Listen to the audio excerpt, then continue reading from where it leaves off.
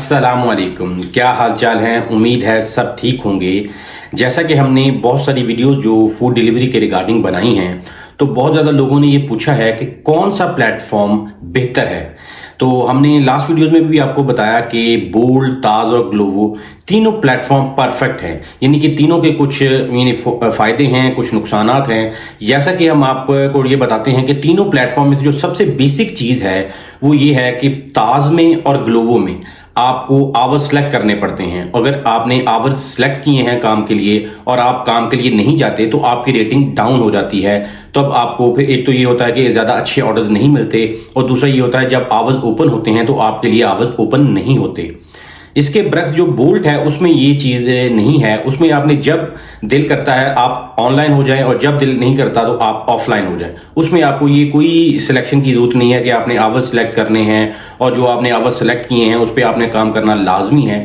ये तीनों प्लेटफॉर्म में जो बेसिक डिफरेंस है वो ये है कि दो प्लेटफॉर्म जो ताज और ग्लोवो है उस पर आपको आवर्स सेलेक्ट करने पड़ते हैं और उसमें आपकी रेटिंग मैटर्स करती है। अगर आप आवर्स सेलेक्ट करने के बाद काम पे नहीं जाते तो आपकी रेटिंग डाउन हो जाएगी। इसके बरक्स जो बोल्ट है उसमें ये वाला चक्कर नहीं होता।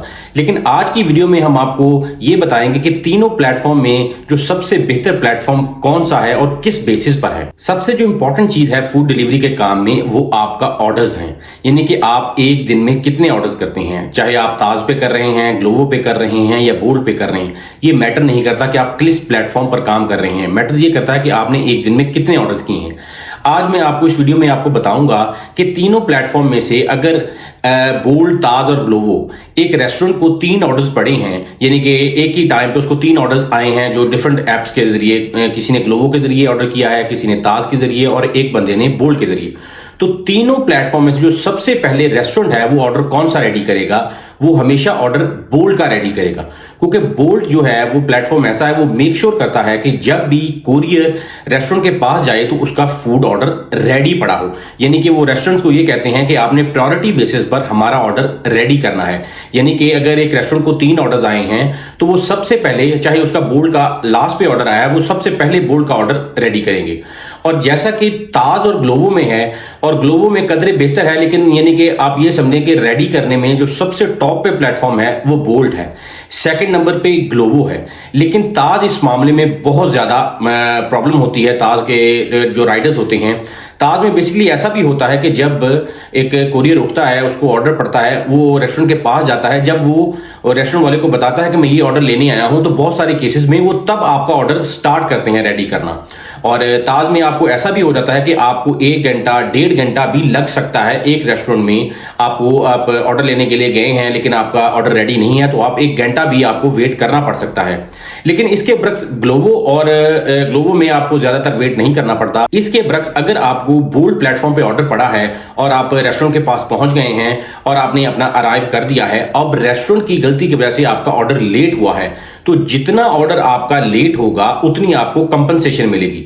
कई दफा तो ऐसे भी होता है कि 30-40 मिनट तक आपका ऑर्डर लेट हो जाए तो आपको आपकी जो डिलीवर करने पे चार्जेस मिलते हैं उससे ज्यादा आपको कंपनसेशन चार्जेस मिल जाते हैं। यानी कि आपको अगर 1 किलोमीटर पर ऑर्डर डिलीवर करना है तो 11-12 ले अगर आपको मिलने हैं तो आपको कंपनसेशन की मद में 20, 25, 30, 35 ले भी मिल सकते हैं आप जितना वेट करेंगे।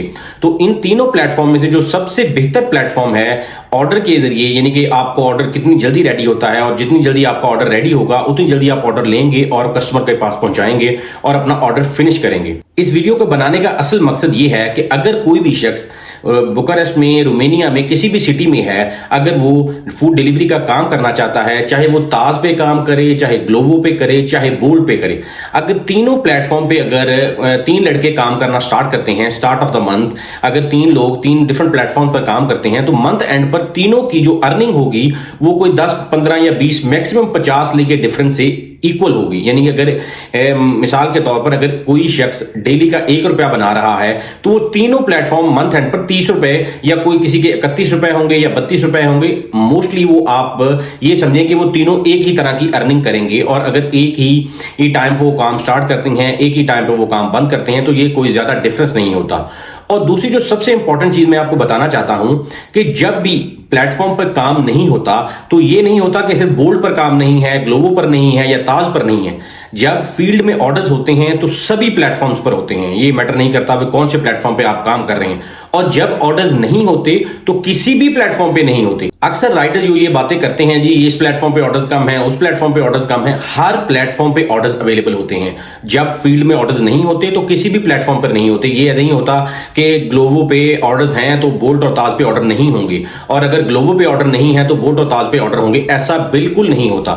जब फील्ड में ऑर्डर्स हैं तो सभी प्लेटफॉर्म्स पर होंगे, अगर फील्ड में ऑर्डर नहीं है तो किसी भी प्लेटफॉर्म पर नहीं होंगे। क्योंकि बेसिकली होता यह है कि रोमानिया में अगर कोई त्यौहार आता है, कोई मजहबी त्यौहार है या कोई इस तरह का कोई त्यौहार इनका आता है, तो मोस्टली यहाँ पे रेस्टोरेंट्स जो जल्दी बंद हो जाते हैं और लोग एक दूसरे की फैमिलीज के साथ इकट्ठे होते हैं, बैठते हैं और खाना ज्यादातर घरों में बनाया जाता है, तो इस वजह से ऑर्डर्स कम हो जाते हैं। कोई भी ऐसा त्यौहार आता है तो ऑर्डर्स यहाँ पे कम हो जाते हैं।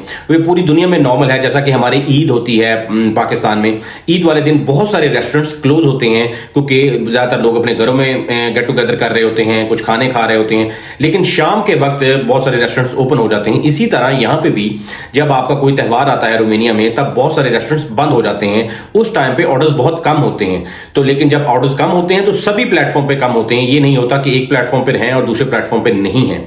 तो हमने ये वीडियो बनाने का असल जो मकसद ये आपको बताना था कि तीनों प्लेटफॉर्म पे काम सेम है, लेकिन तीनों में जो डिफरेंस है, एक तो ये है कि आपको बोल्ट में टाइम स्लॉट सेलेक्ट नहीं करना पड़ता, ग्लोवो और ताज में आपको टाइम स्लॉट सेलेक्ट करना पड़ता है। और कंपैरेटिवली जो बोल्ट का जो एज पॉइंट है वो ये है, इसके बोनसेस तीनों प्लेटफॉर्म में सबसे ज्यादा बोनसेस बोल्ट के होते हैं। यानी आपका दो बोनसेस होते हैं, एक मंडे टू फ्राइडे बोनस होता है और एक सैटरडे संडे बोनस होता है। कोई भी शख्स अगर दोनों बोनसेस उठा रहा है और वो पूरा मेहनत कर रहा है तो वो 2000 ली से लेकर 2500 ली तक पर वीक निकालते हैं। जो लोग मेहनत करते हैं और बहुत अच्छा मेहनत करते हैं तो वो बहुत ज्यादा अच्छे पैसे भी बना रहे हैं। और सेकंड में ये होता है कि अगर आप बोल्ट पे काम कर रहे हैं तो आपका ऑर्डर रेस्टोरेंट वाले वो प्रायोरिटी बेसिस पर आपका रेडी करते हैं कंपैरेटिवली ग्लोवो और ताज के।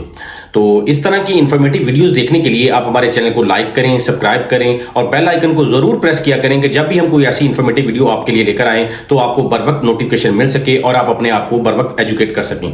और अगर आप डिलीवरी के बारे में कुछ और इन्फॉर्मेशन चाहते हैं या कोई आपके क्वेश्चंस हैं डिलीवरी के बारे में, तो आप हमें कमेंट बॉक्स में लिख सकते हैं। हम आपके कमेंट्स को पढ़ते हैं, उस पर हम अगर देखेंगे कि वीडियो बनाने की जरूरत है तो हम वीडियो भी बनाएंगे, नहीं तो आपको कमेंट बॉक्स में उसका आंसर कर दिया जाएगा। तो मिलते हैं इस तरह की नई इंफॉर्मेटिव वीडियो में, तब तक अल्लाह हाफिज।